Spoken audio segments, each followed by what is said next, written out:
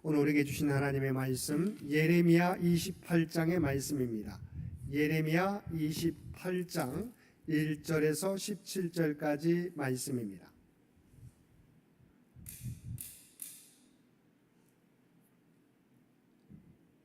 예레미야 28장 1절에서 17절까지 말씀입니다.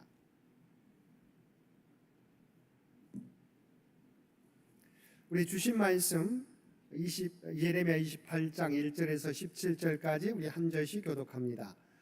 그의 곧 유다 왕 시드기야가 다스리기 시작한 지 4년 다섯째 달 기브온 아술의 아들 선지자 하나냐가 여호와의 성전에서 제사장들과 모든 백성이 보는 앞에서 내게 말하여 이르되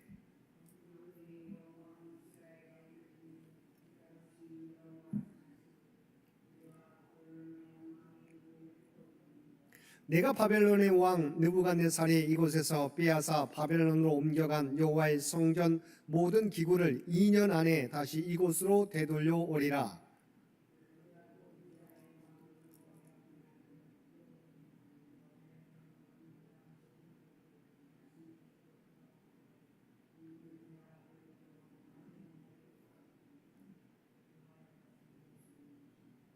선지자 예레미야가 여호와의 성전에 서 있는 제사장들과 모든 백성들이 보는 앞에서 선지자 하나냐에게 말하니라.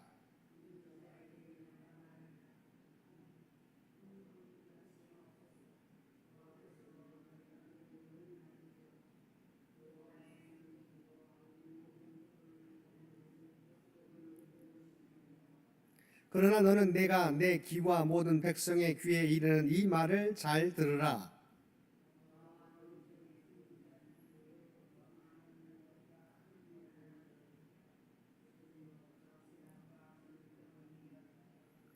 평화를 예언하는 선지자는 그 예언자의 말이 응한 후에야 그가 진실로 여호와께서 보내신 선지자로 인정받게 되리라.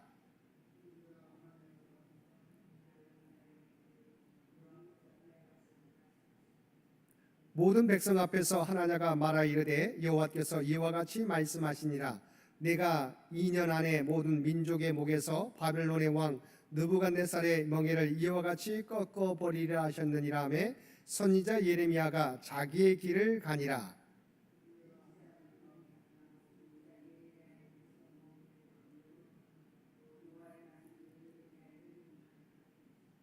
너는 가서 하나냐에게 말하 이르기를 여호와의 말씀에 내가 나무 멍에들을 꺾었으나 그 대신 쇠 멍에들을 만들었느니라.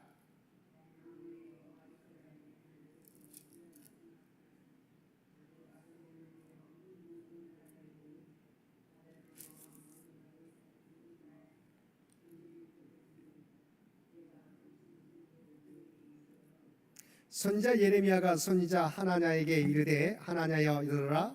여호와께서 너를 보내지 아니하셨거늘 내가 이 백성에게 거짓을 믿게 하는도다.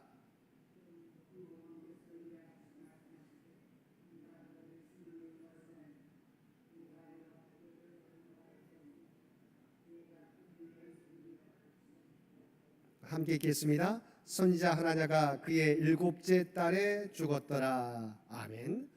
오늘도 말씀과 기도로 수요일 하루를 시작하는 모든 성도들 가운데 하나님의 놀라운 은혜가 언제나 함께하여 주시기를 주님의 이름으로 간절히 축원드립니다. 오늘 통독할 말씀은 예레미야 31장, 27장과 28장 그리고 49장 34절에서 39절까지 말씀입니다. 그리고 오늘 살펴볼 말씀은 예레미야 28장의 말씀입니다.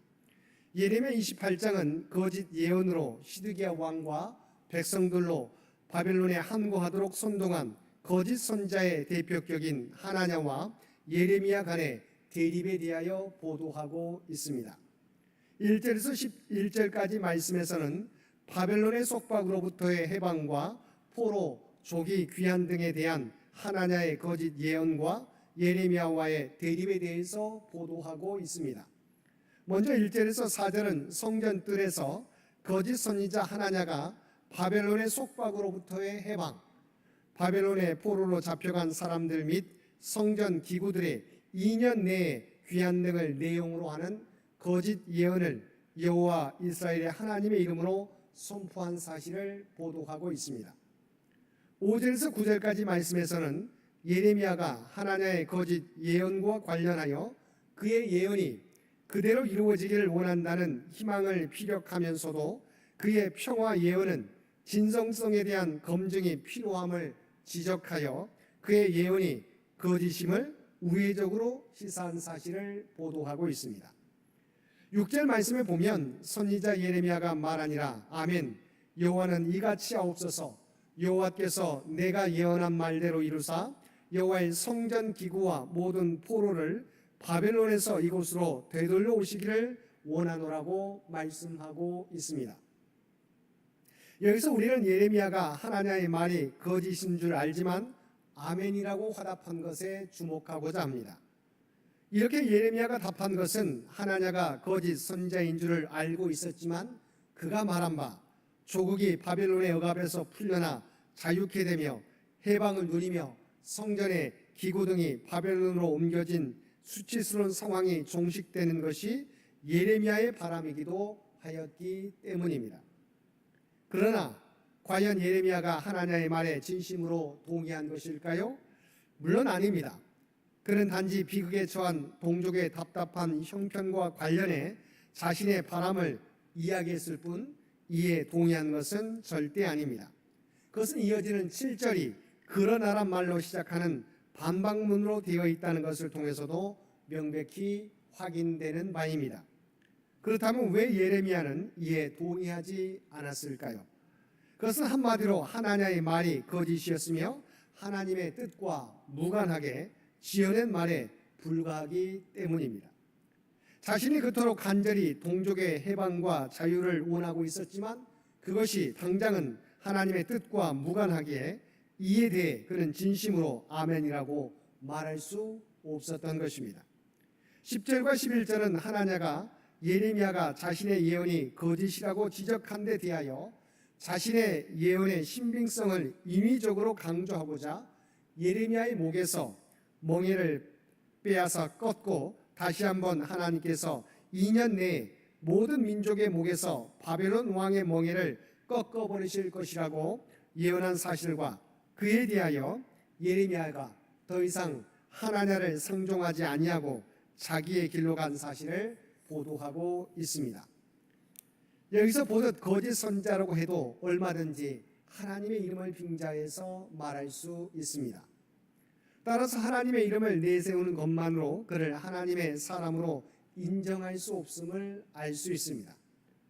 종말의 때라 일컫는 오늘날 하나님의 뜻과 상관없는 거짓된 가르침으로 사람들을 하나님과 멀어지게 하며 파멸로 몰아넣는 일들이 비일비재하게 벌어지고 있습니다.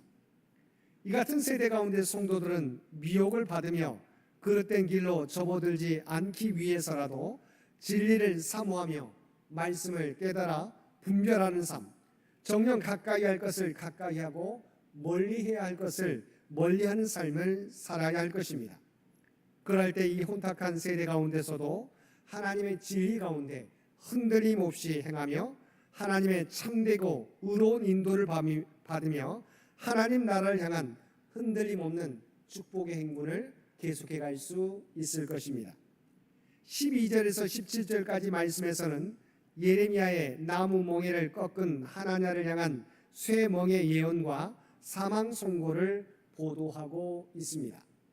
12절에서 14절까지 말씀에서는 하나님께서 예레미야를 향해 그의 나무 멍에를 꺾은 하나냐에게 그가 꺾은 나무 멍에를 대신하여 쇠 멍에를 만들었음과 그 쇠 멍에로 모든 나라의 목에 메우실 것임을 전달하도록 지시하신 사실을 보도하고 있습니다. 여기서 하나님께서 하나냐가 꺾은 나무 멍에 대신 쇠 멍에를 만드신 것은 이중적인 의미가 있습니다.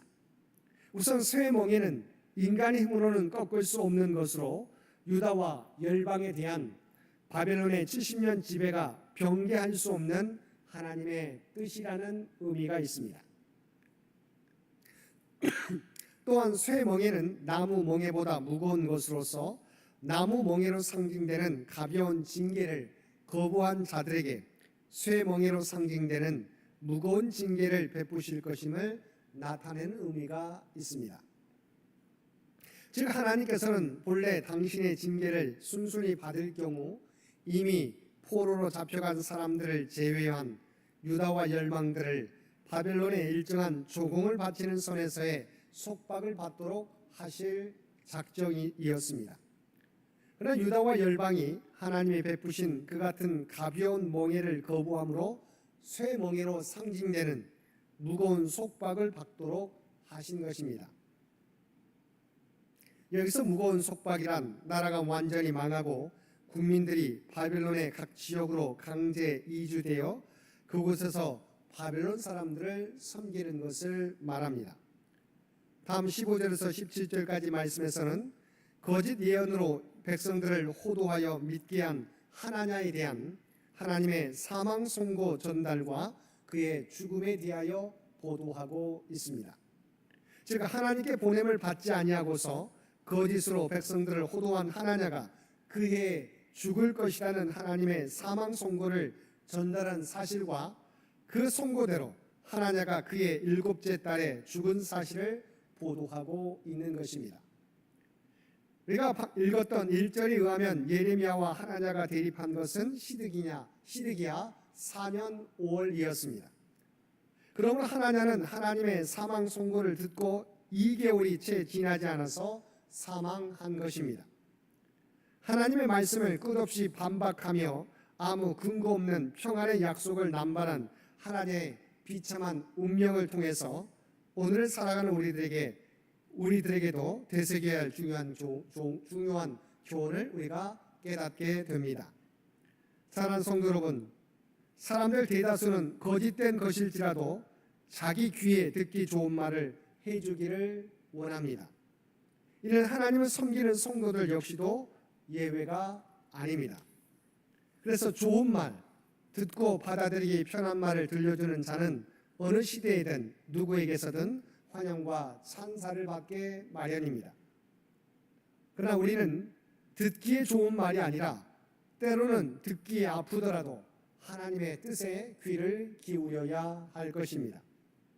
그리고 하나님의 말씀은 우리에게 절대 순종을 요구하는 것이며 결코 상대적으로 받아들여지거나 취사 선택할 수 있는 것이 아닙니다. 하나님의 말씀을 하나님의 말씀 있는 그대로 받아들여야 하는 것입니다. 이것이 하나님을 참으로 경외하는 성도들이 취할 가장 근본적인 태도입니다. 오늘도 우리를 향하신 하나님의 말씀에 온전히 순종하며 어떤 말씀을 하실지라도 그 말씀 따라 살아가는 저와 여러분 모두가 되시기를 주님의 이름으로 간절히 축원드립니다. 함께 기도드리겠습니다. 사랑과 은혜가 충만하신 아버지 하나님, 하나님의 말씀이 때로는 우리에게 아프게 다가오더라도 그 말씀을 온전히 받아들이고 그 말씀에 따라 행하는 저희들 모두 되게 하여 주옵소서. 그의 하나님의 말씀대로 살아감으로 하나님의 놀라운 뜻을 깨닫고 그 뜻을 이루어가는 저희들 되게 하여 주옵소서. 오늘도 이 나라와 이 민족을 기억하여 주시고 하나님의 뜻 가운데서 통치하시고 인도하여 주시기를 원합니다. 교회 창립 100주년을 준비하며 나아가는 창현재단을 기억하여 주시고 하나님의 뜻을 우리에게 알려주시고 그 뜻을 온전히 준비하며 나아가는 우리 모두가 되게 하여 주옵소서.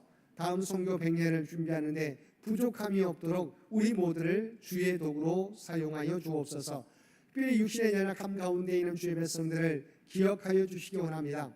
그들 모두가 주님을 바라보며 의지하게 될 때 하나님 그들에게 놀라운 치유와 회복의 역사를 허락하여 주옵소서. 마음의 평안도 허락하여 주옵소서.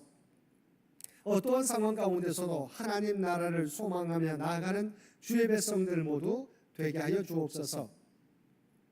특별히 살아가는 자녀손들을 기억하여 주시고 그들에게 하나님과 늘 동행하는 믿음을 허락하여 주시고 하나님이 주신 지혜와 능력을 통해서 하나님의 꿈과 비전을 준비해가는 귀한 자녀손들 모두 되게 하여 주시옵소서.